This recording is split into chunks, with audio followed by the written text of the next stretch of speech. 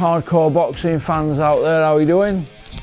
Big Porky here, the voice of hardcore boxing, and I hope you've subscribed as well, or we're coming to pay you a visit.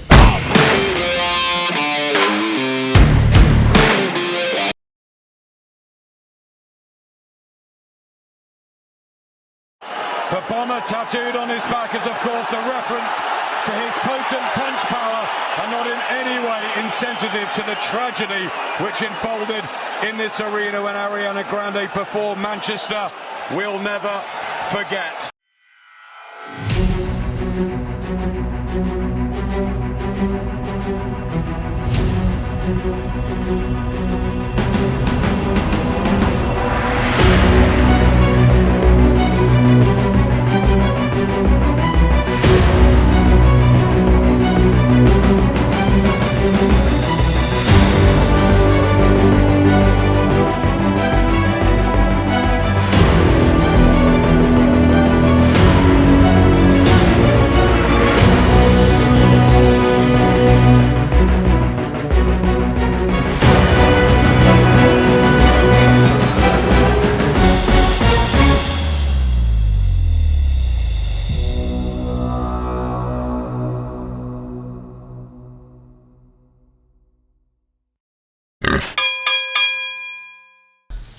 Hello all you hardcore boxing fans out there, how are you doing?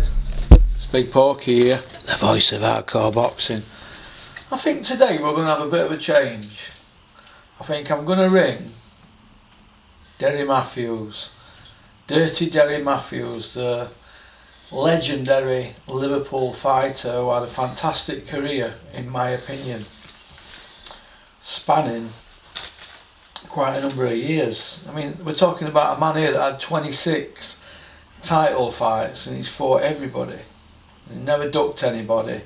Very exciting fighter. So I think we're going to ring Derry Matthews, so let's give him a ring. See what Derry's up to.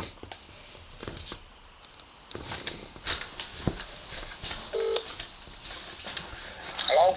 How you doing, Derry? Alright mate, not too bad. Good man. I've turned camera on, so I thought we'd get straight stuck in. How are you keeping? Okay mate, not too bad, all good. Yeah. What are you doing with yourself these days, Derry? In the boxing machine, I'm just coaching. I've got my own amateur boxing club. I've got a little bit of a pro stable. Charles Atkins, Jay Farrell, me Shaq Spears, Big Sean Taylor, so we're not doing too bad actually. Brilliant, that's good. Where's your gym based at then? We're based in Liverpool City Centre, Liverpool 3. We've got a good little setup, good little amateur setup all there, so things are going good so far. What's your gym called, Derry? It's called Derry's Gym. Derry's Gym, Liverpool. Yeah, Liverpool, I'm based in Marylebone Amateur Boxing Club. That's brilliant, that's brilliant. Alright, well let's back up a little bit then. How did you first get into boxing? What made you do it, Derry? I live next door to the Salty Amateur Boxing Club, which is famously known as the Solly. Yeah. I went in there at the age of 8 and I never looked back really. I've always wanted to be successful boxing, and you know, I had the guidance of great coaches in there, Tony Chalmer, Jimmy Carroll, Fanny Smith, Alan Lynch, with the gaffer, there's still the gaffer there now, and so you know, I was in good company. John Carroll was always also coaching there as well, and I was in good company. I had good coaches, and I had the likes of David Burke, Mick Jeno, Steve Burke, my Holland brothers, training in there. You know, they're the people like you looked up to and you wanted to be. Yeah. Oh, it sounds a good. Sounds like very exciting back in them days. Yeah, you know, everyone knows the Solly. It was a well famous. It is a well famous gym. Is it near Rotunda? What's that? Sorry. Is it near the Rotunda? Yeah, it's near the Rotunda, but I think I still think to this day that we've got more senior ABA champions than ever. We've only ever lost one senior ABA final, one national final. So, you know, we're from good stock, and you know, I'd like Paul Edwards, the Burke brothers, Mulholland. Yeah. David Price, Tom Stalker, Sam Maxwell. Yeah, there's some good fighters come from there, aren't there? They're all solid boxers, but I mean, not many of them were original fighters, like myself and Paul Edwards, but you know, the others come to the club later on. I think myself, Nathan Bruff, Paul Edwards, the Burke brothers, they're original solid lads from day one, and we never had to leave the club because it was that successful and that good, and under good coaches. Yeah, and are you enjoying it as a coach, Derry? Yeah, to be honest, I'm enjoying it more than I thought I would. I love the coaching side, and my main goal in life is to have a kid from who's coming to the gym at the age of 8 or 9 and guide them right through to be a world champion. Yeah, that's brilliant. Do you remember your first amateur fight, Derry? Yeah, my first amateur fight, I remember boxing a lad called Stephen Unky from the Golden Gloves. Still pals with him today, still speak to him a lot when I see him, and we have a little bit of a chat and a little bit of a laugh over it. And I won my first amateur bout, I think I weighed 4 stone 6, 4 stone 8. Yeah, I had to get weighed in my kit. I think they had to put some copper down my pants, so I weighed in a bit heavier as well. Because I was dead light, I was always very light as a kid. And yeah. I got the win, I boxed Stephen on his own show, Town Showfield School, and got a good win. It just escalated from there, really. Do you remember your first professional fight? Yeah, I booked my first professional fight. I boxed Sergio Tazimov at Preston Guildhall. I think Michael Jennings boxed Vanzi. Did he box Vanzi? Yeah. Bobby Viper, is it Vanzi? Yeah. Yeah. I'm sure he was on that bill. I got the win after 26 seconds first round, so I was happy with that with a score and body shot. Who did you turn pro with then, Derry? Was it Frank? Well, what happened was I won a senior ABA title at the age of 18. I still think to this day I'm the youngest ABA champion what we've had in Britain. I turned over with Frank Warren. Well, I turned over that first. I turned over with Stephen Vaughan and Gary Metcalf. They helped me out massively. They come to the table with an offer I couldn't refuse. No, I was a scruffy ass kid from the city of Liverpool with no money, no one, no sponsor on board at the time and nothing like that. And then they offered me a deal. I went home, I addressed it, and then they told me that Frank Warren was interested in signing me. I went down to meet Frank Warren, and Frank would give me a deal what I still think today fighters aren't getting now. Yeah. It was that good of a deal, and no, I jumped at the opportunity, and more than anything, it was the opportunity to be coached by Georgie Vaughan, who's highly respected in Liverpool as one of the best trainers, if not the best trainer ever to come out of the city. And I jumped at that opportunity to be, I call him the gaffer, the master, to be coached by him. And still to this day, 18 years later, I'm in the gym with him every day, coaching our pros. I'm Georgie's number 2, so that shows how much of a good relationship we have. Yeah, he's a legendary boxing guru in Liverpool, isn't he? Yeah, I think it's even all over the world. Yeah. You're in America with him. People out there stop and know him. We were in Malta training camps, Lanzarote, Marbella, all over the world. Basically, he gets stopped, and it's great to see him. He's been a great servant to the sport. He's still 82 years of age, up every day running with the lads at 6 o'clock. In the gym at 12 o'clock, so we still got the passion and the hunger. He's had Olympians, he's had British champions, world champions, Commonwealth champions, Central Area champions. Even the belt he hasn't won, but he's still got that passion and the driven, and that's someone who I look up to every day, and I want to be. I want to aspire to be him. Yeah, well, that's brilliant. He's like your mentor then, isn't he? Yeah, he's actually nice. I always say that he's played the father role in my life and a mum at the same time. So he plays a massive part of my life and always will be. That's brilliant. When you were with Frank, didn't you go 20-0 before you took your first loss, Derry? Yeah, I went 20-0. I've got a great relationship with Frank. I was 20-0, had a great role. 18 years of age, getting 7 fights my first year, 7 fights my second year. Not many people in boxing get 7 bouts. Oh, it's a lot, that, isn't it, 1 year? Going on the undercards, John Carl's had his undercards, and Amir Khan come later on, I was on his undercard, playing chief support to him a few times, so, I got looked after. Yeah. Well, you had 52 fights. I don't know if you know this, but 26 of them were title fights, don't you? Yeah, there you go. That says a lot, doesn't it? That's some record, that, you know, Derry. I know a lot of people who say they're hardcore and this and that. They'll look at your record and think, well, you had 12 defeats and that, but that doesn't tell the true story, does it? No, you know, I always wanted to box the best and be the best I could. Yeah. I didn't want to kid the public. Yeah. I didn't want to kid my fans, kid my family. I want to fight the best. 26 title fights, and I guarantee I'm even sure everyone who I've boxed, well, there might be about 3 who's not. Every single person I've boxed on my pro record has been a champion. Yeah, they've all been. You fought some top kids. I mean, I'm looking through the list here. I'm even going from Sergio Tazimov. He was a champion. Yeah. In his career. Just one, they were all champions. My second fight, I boxed the Commonwealth Games gold bronze medalist. I've always boxed. I wanted to box the best. I don't want to just be known as someone who's got to 20-0 fighting no ones. Because I remember when you were coming through, and I think you were about 16, 17 and oh, you were getting a lot of press, and that you were the next big thing, weren't you, in your weight category? Yeah, I was. Maybe I should have moved up a lot earlier in my career, you know. But at the same time, if you're winning, you're on big money. You're knocking everyone else at 9 stone. Do you want to move up? So that's the other thing, you know. And I've got no regrets. I've had a great career. Yeah. And my role now is to guide the next generation, along with the other coaches we have in the gym.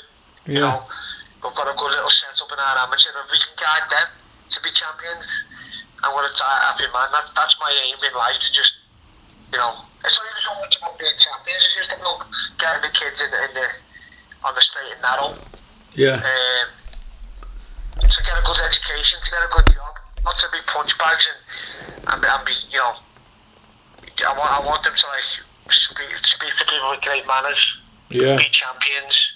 If they can't be champions, if they can't be a champion, learn, get a good job, get a good education in schools and in work. And I always say to every boxer who walks in the gym, whoever turns pro with me, just make sure you buy a house. Make sure you have something to fall back on, because boxing doesn't last forever. Yeah, I'm just looking at some guys you've been in with. You beat Crawler, who obviously went on to win a world title. Yeah. Steve Foster Jr., John Simpson. I was there personally when you fought Tommy Coyle. I think you lowered the boom that night, didn't you? Yeah, I got lucky against, and I still say to this day, I never won a round. I don't think I won a second of the bout with Tommy Coyle, but I remember saying to him in the build up to the fight, no matter what round it is, I'm going to get you with a left hook. When you got in, everybody stood up and went, it just went silent, didn't it?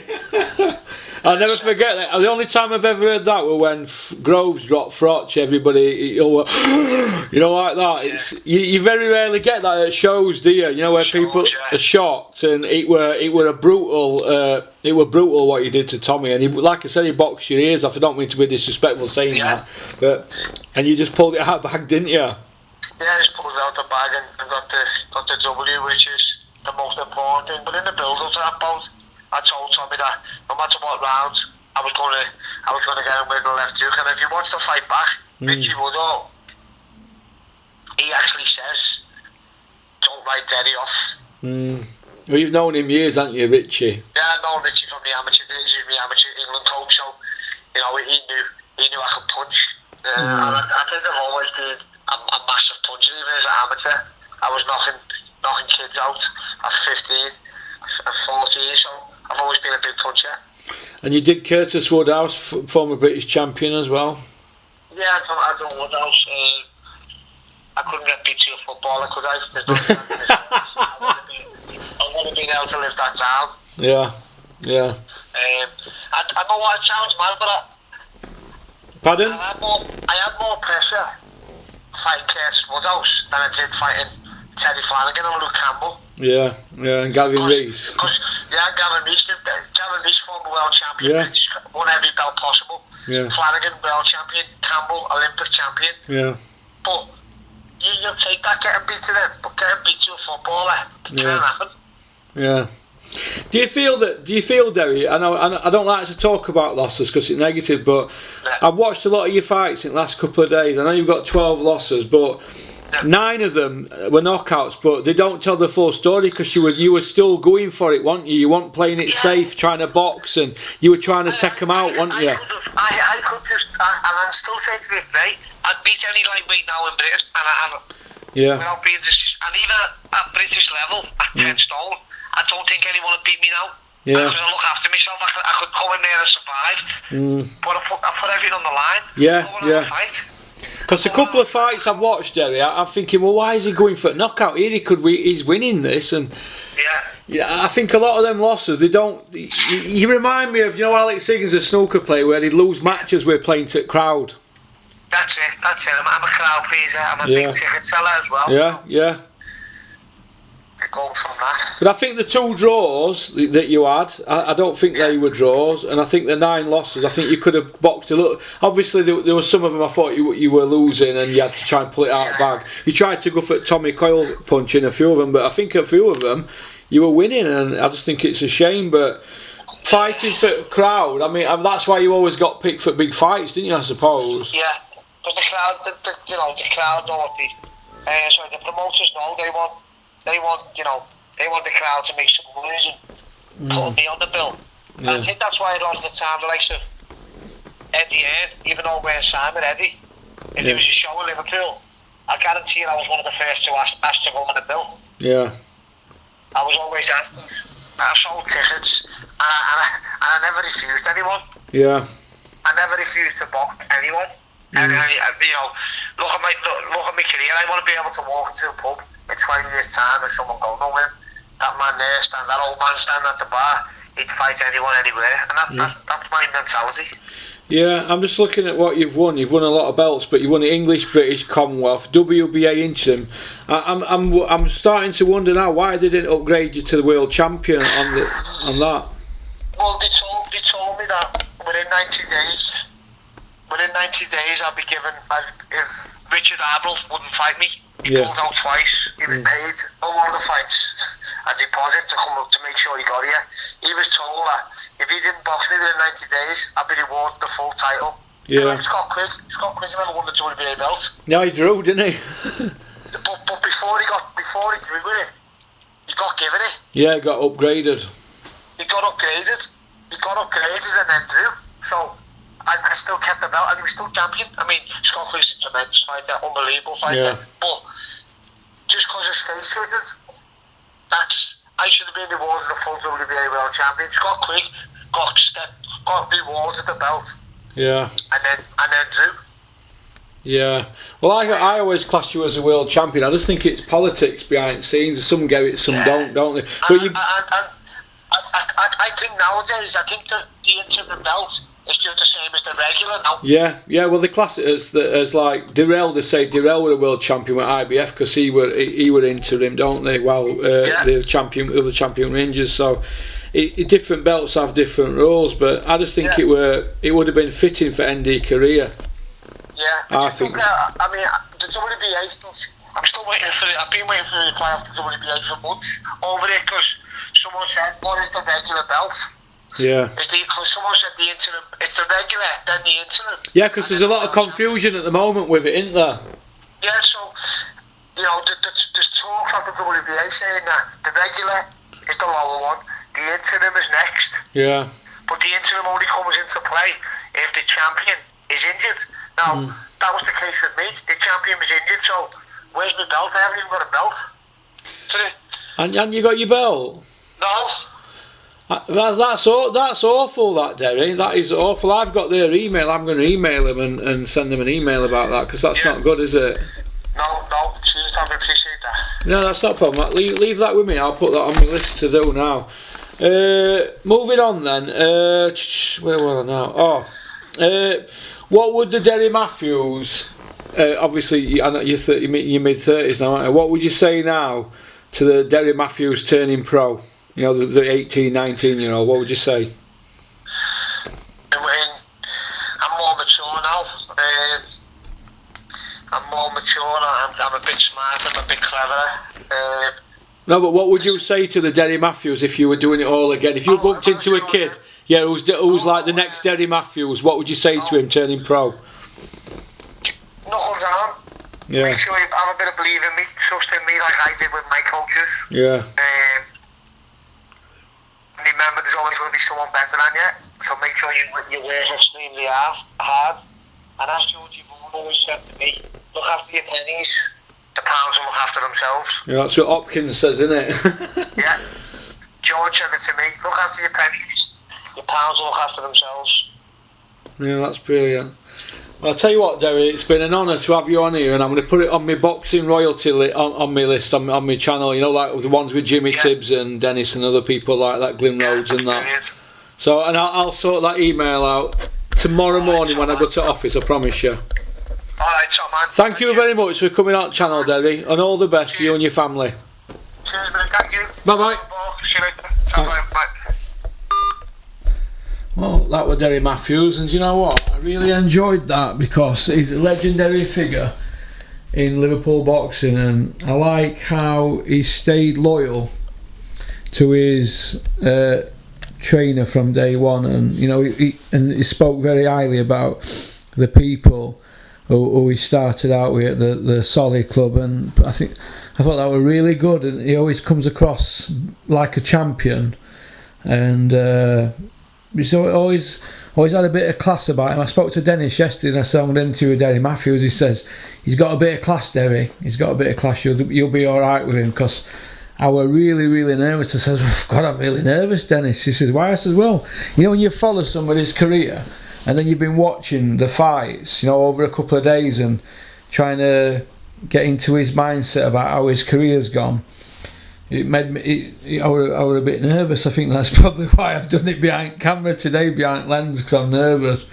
But I really enjoyed talking to him, and I really hope that he does well with his gym and that. And if Derry Matthews gets a kid come in his gym and he takes him to a world title, I'll be there at ringside and I'll be cheering on for him, because it's somebody's career I've always watched, and he's always exciting. And when I sit with some of my hardcore pals and we talk about boxers and we mention Derry Matthews, some of them who are basically half casual. They always say, oh, he's got 12 losses, but when you scratch the surface, yeah, he were knocked out in 9 of them, but he playing to crowd and trying to excite and trying to take guys out, and that's what boxing's about. Sometimes we can get too many people that play it safe, don't they, like Joshua against Ruiz in Saudi. Played it safe and stunk Arena out. Well, when have you ever seen Derry Matthews in a bad fight? You haven't, have you? Somebody always ends up knocked out, don't they? And it's usually Derry knocking them out, but sometimes trying to please everybody. And I think it's somebody that's, Derry Matthews is somebody that's given everything to boxing, and I were heartbroken seeing his last 3 fights. But when you look who he went in with on his last 3 fights, world champions and Olympic gold medalists, he were never matched hard. He were always oh, I don't think O'Hara Davis is a world champion, so he's one of his last 3, but O'Hara Davis WBC silver, sorry, but he matched hard in his last 3 fights. He's been in with Flanagan, Gavin Rees, Crawler. He's been in with them all. Looking at the list here, all great fighters he's been in with, you know, and top domestic guys like Steve Foster Jr., John Simpson, Tommy Coyle. These are all kids that have won domestic belts. But I just think Derry Matthews is a great fighter, and it brought me heart seeing him fight lose to O'Hara Davis, because I didn't like O'Hara Davis then, although I do now, which is strange, isn't it? But and I think O'Hara might get a world title one day. But looking at Derry Matthews' career, I don't think he could have got any more out of his career. And I think any young fighter who's starting out, if they want to sell tickets, you've got to fight like Derry Matthews. That's what I think anyway. But I think he was a great fighter, very exciting. I'll never forget that night when he fought Tommy Coyle. I'll never forget that as long as I live. It was like everybody in Hull stood up and gasped. At first, people thought it were Derry Matthews knocked out. You know, people sat at the back, but no, it was Tommy Coyle being carried out on a stretcher, more or less. But great fighter. I wish him all the best. A gentleman, very classy, and thank you for coming on channel. And anybody who wants to follow somebody on social media, go follow Derry Matthews on Twitter. I don't know what his Twitter is because I forgot to ask, but or any young lads in Liverpool who want to take boxing up, go join Derry's gym and support it, because I want him to do well. Alright, peace out, keep on trucking, keep supporting boxing. Now this is going to go on my boxing royalty collection. Alright, the Jimmy Tibbs and the interview and Glyn Rhodes and the other interviews like that. Alright, peace out.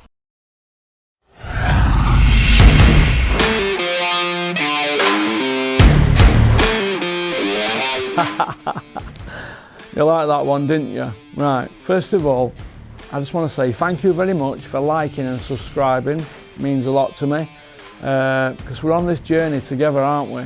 So anybody got any ideas for the channel, fire them over to me, porkycorner@mail.com.